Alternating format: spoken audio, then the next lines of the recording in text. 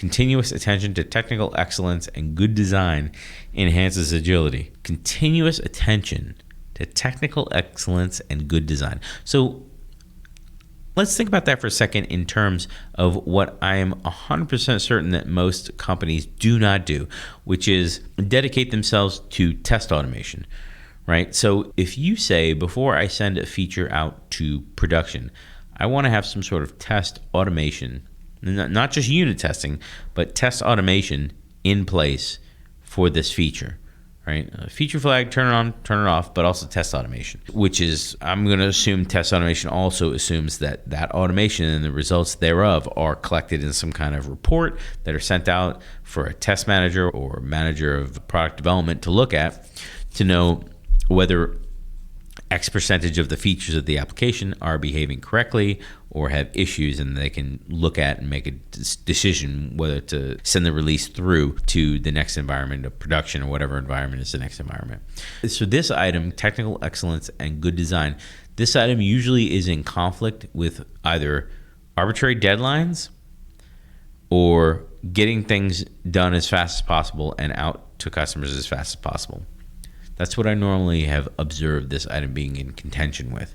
So continuous attention to technical excellence and good design, to me, means that it doesn't mean that we cannot occasionally take a risk, right? That's not what this means.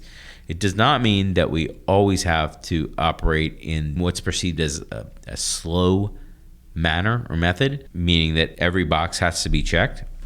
However, I would seriously question if, again, now we're back in firefighting mode, I would seriously question if you're constantly making changes and not taking into consideration the speed or performance or impact on your ecosystem or impact on your larger design of your application, if those things are not considered along the way about building things, I think it would be fairly apparent that these things are not being taken into consideration by your methods and practices falling behind over time. Like I said before, do you have automated tests in place?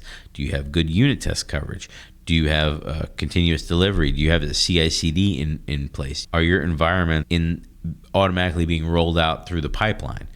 Is there some kind of deployment architecture or deployment method in place, and is it successful? Do you have some sort of shared practices between your developers?